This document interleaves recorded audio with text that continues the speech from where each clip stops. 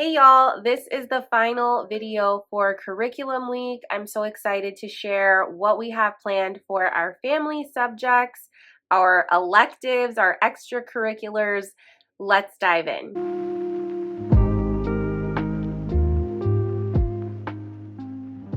First of all, welcome back to the channel. If you're new here, my name is Kayla. I'm a second generation homeschool mom to 4 girls. I've been homeschooling my 2 older girls since the beginning. We are about to start our 8th year of homeschooling. For the 2025-2026 school year, I will have a 6th grader and a 3rd grader and 2 toddlers. I've already shared videos for core subjects for my 3rd grader and my 6th grader respectively. If you missed those and you want to check them out, I'll have them linked below. I'll also have all of this year's curriculum picks in a playlist for you so that you can see the full picture of what we're using. And I'll have all the resources that I share with y'all today in the description box as well. Some of the resources that we use in our homeschool are digital resources where you need to print your own PDFs if you would like a printed version. If you are interested in a wonderful family-owned, homeschool family-owned print shop, I also have that linked for you as well as a discount code. So if you're looking for a way to outsource some of the printing or laminating or spiral binding for any resources that you're purchasing for next homeschool year, Watson Family Press is definitely where you want to go. Okay, without further ado, let's jump in and let's start with science. We cover science family style as a group. That is how we have always done it. And thankfully, I think we will have another year of successfully being able to cover it family style. This past homeschool year for 2024-2025, I purchased Bookshark Science Level D. This is our 2nd level with Bookshark. We did all of Level C in the previous year. Unfortunately, we've barely touched Level D. We were serendipitously sidetracked. It was all good things, but we just didn't get to touch Bookshark as much as I would have wanted to. Obviously, we were supposed to use them for the entire school year. I think we ended up doing like 4 weeks worth of Level D, and it is a 36-week program. So we have a good bit of it left, and we're just going to carry that right over into the 2025-26 school year. Some of the things that I love about Bookshark Science. I love that it is literature-based. They use a variety of books as the spines for your learning, from picture books to rich, informative text from like DK books. We typically have a really great historical nonfiction text as well that features a particular scientist of the past. The book selection's always great. We really enjoy reading these books together. I also love how simple and easy to use Bookshark is. The way that they lay out the teacher's guide, the way that they have everything planned for you on a 4-day schedule that you can easily modify to even be less, like 2 or 3 days. It's just really, really wonderful. One very small thing that I do wish was changed slightly in Bookshark is sometimes the experiment portion of the curriculum and the assigned reading and activity pages, sometimes they feel a little bit disjointed. They don't always mesh together as well as I would like, but that's a very small complaint because overall, the curriculum is fantastic and it's been a really good fit for our family. The thing that I like the most about Bookshark Science is that you are covering multiple strands of science each year. There's a lot of really great homeschool curriculums out there, but many of them tend to focus on one particular avenue of science for an entire homeschool year.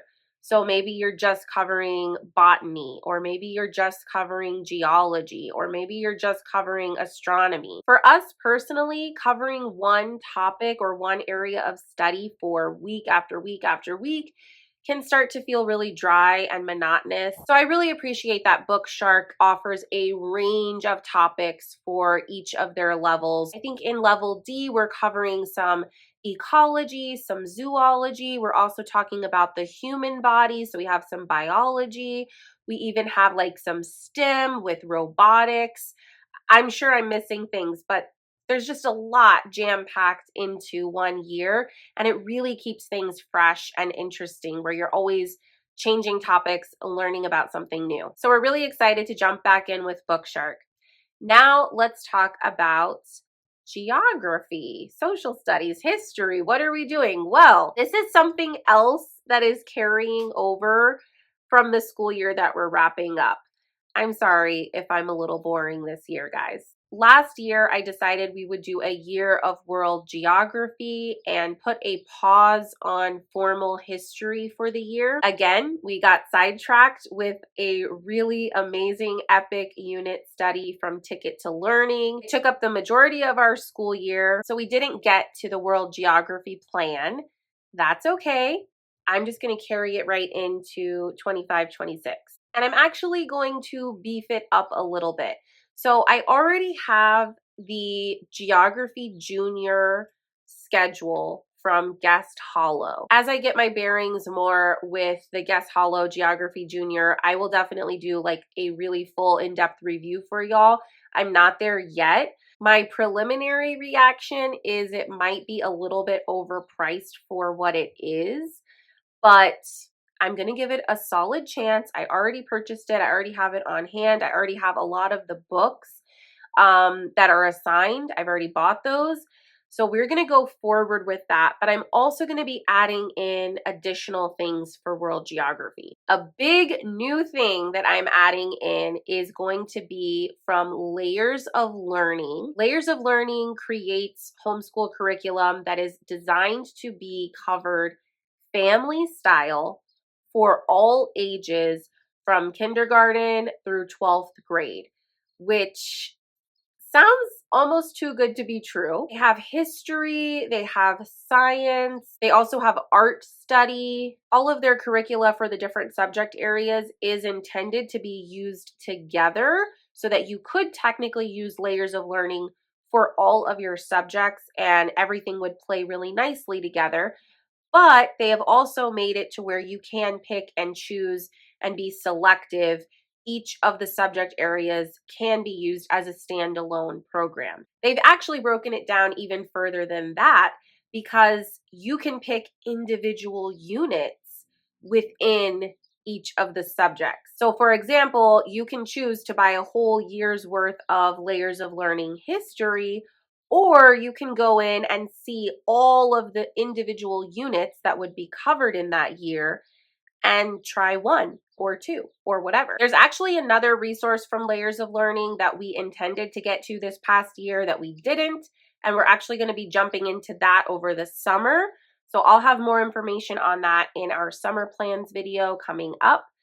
But I am really excited to just try out Layers of Learning. All of their curricula is designed to be used on a 4-year cycle. So for each subject area, history, geography, art, and so on, you have 4 levels of those. And after you complete the 4 levels, you would just circle back and start again with the first level. And each level would contain assigned reading and activities for various ages and grades so that each time you reuse that level, theoretically, you're not really using the same level again. You're going deeper. You're doing more advanced study of that same material. Hence the name Layers of Learning. So I looked at their 4 different levels for world geography and I read the descriptions and I tried to see what did I feel like would best suit our needs for this year. I believe it's the 2nd level of world geography called Mapping Our World,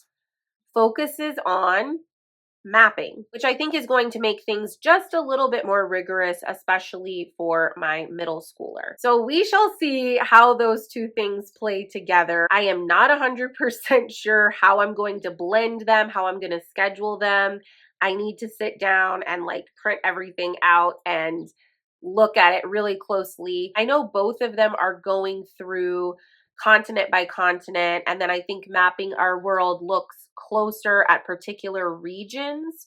So I'm just going to have to try to mesh those two and make sure that we're in the same area with whatever literature we're reading with Guest Hollow and the activities that we're doing with Layers of Learning. I really hope it's going to work.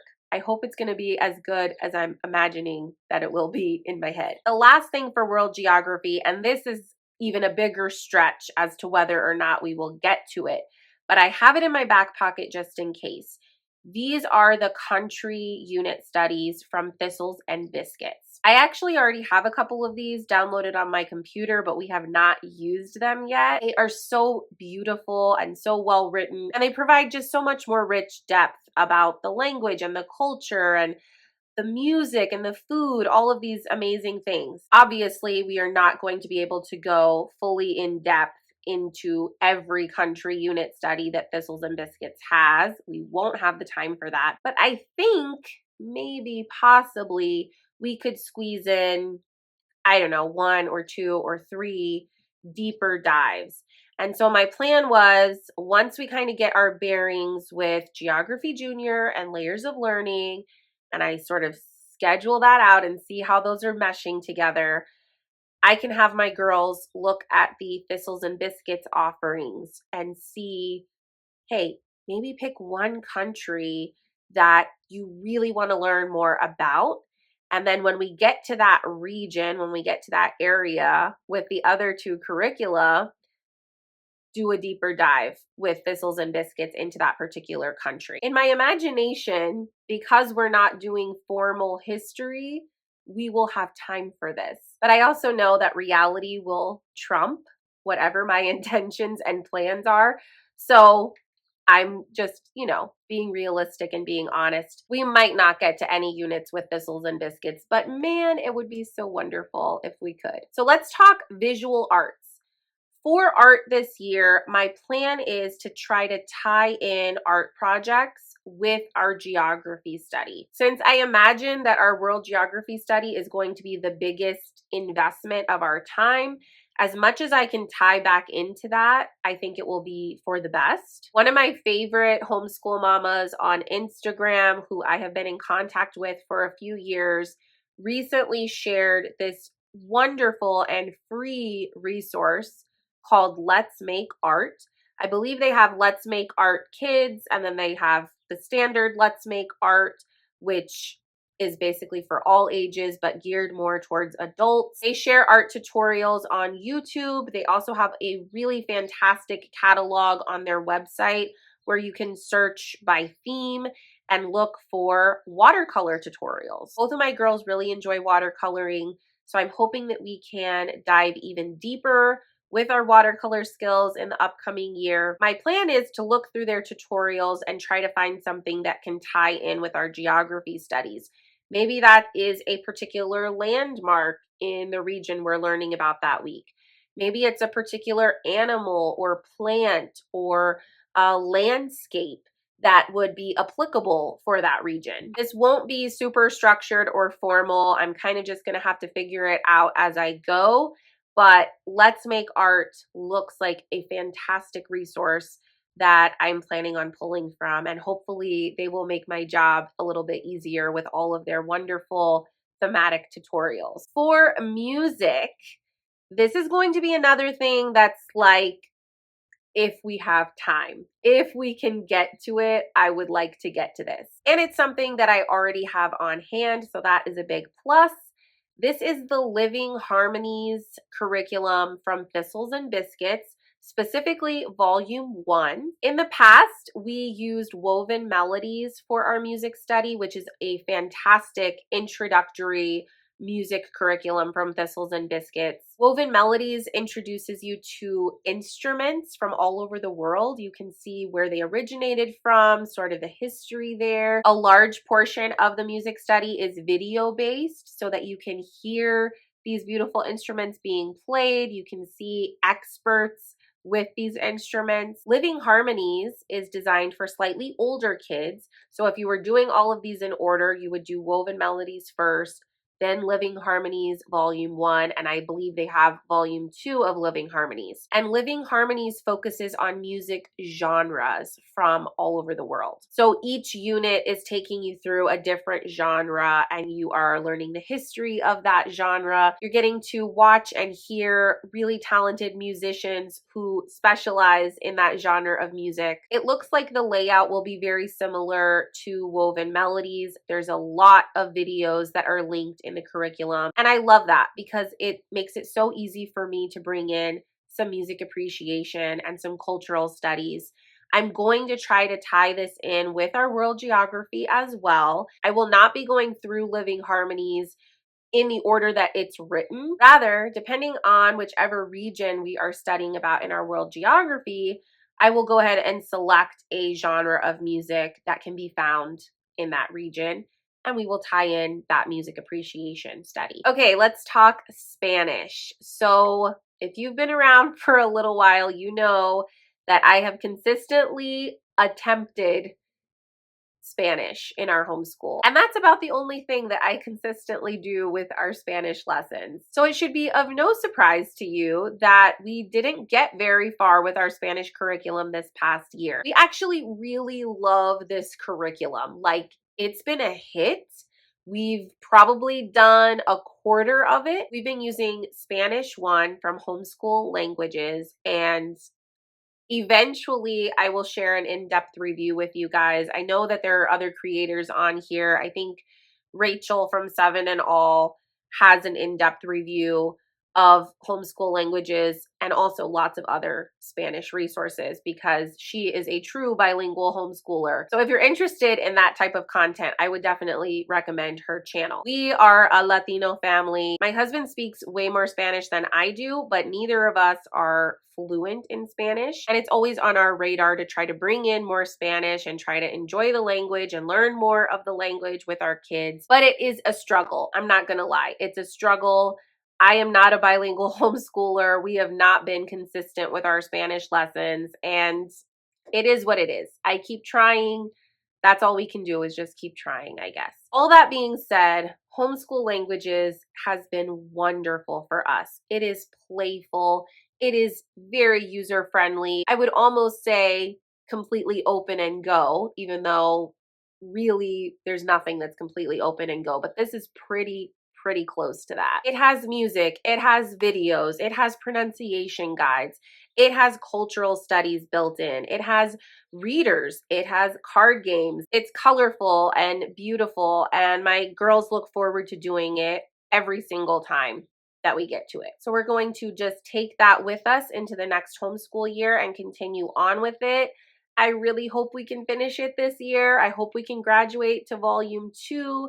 And I also hope Homeschool Languages continues to make more volumes for their Spanish, because they're really well done and they fit the needs of our family very well. Okay, last but certainly not least, let's talk PE, physical education, fitness, all of that. We often find ourselves, for one reason or another, stuck inside. And I want to make sure that we're still prioritizing movement and fitness and feeling strong and good in our bodies. Thankfully, I have found some really great resources right here on YouTube for helping us to continue to prioritize our health and our fitness. The first one is a channel here on YouTube called Homeschool Family Fitness. I think I've mentioned them maybe once before, but I really want to just sing their praises and continue to share them with the homeschool community, because I think that they really saw a need in the homeschool community that they could fill, and they're just doing a fantastic job. It is so encouraging to see a real homeschool family, a mom and her kids, who are fit and active, and they're making these workout videos for us. You don't need any equipment. Her kids vary in ages. I think she has like teenagers all the way down to maybe pre-K age, if I had to guess. So almost all the workouts can be done family style for all ages. And I think because she's a homeschool mom, she also realized that we needed these to be relatively quick, effective workouts, because we're busy and we're trying to fit all the things in.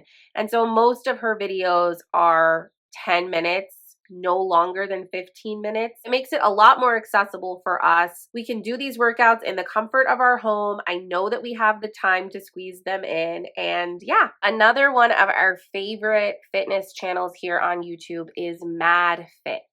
MadFit is very different. It's just one woman working out, doing the tutorial. But what we really enjoy about her channel is the variety of workouts that she creates. So she has dancey ones. She has Taylor Swift workouts. She has ones that are more like strength training that are a little bit of a slower pace, but you really feel them. She's got a little bit of everything. And my girls and I just have loved every single video that we've used from her. So if you and your kids are looking for additional ways to get moving in your homeschool year, I definitely recommend Homeschool Family Fitness and Mad Fit. I will link both of their channels below. There's lots of great fitness content creators on YouTube, so I'm sure that you will find your own favorite channels if you go looking, but these are two of our favorites that we'll continue with in the next homeschool year. All right, y'all, I think we covered everything. I am so excited for the upcoming year, and I'm also excited for our plans for the summer, so stay tuned. I'll be sharing those soon. If you have any questions, drop them in the comments below. Also, if you are looking for or hoping for a video that I've not yet made, like a flip through or an in-depth review for a specific resource that I've been talking about, or you want to hear more about planning or scheduling or anything at all, please drop your ideas and suggestions in the comments as well. I am trying to map out my content over the next few weeks and months, and I'd love to hear how I can be helpful for you. As always, thank you so much for watching. If you enjoyed the video, don't forget to give it a big thumbs up, share it with your homeschool buddies, and make sure you have those notifications on so you don't miss a thing. I'll see you guys in the next one. Happy homeschooling.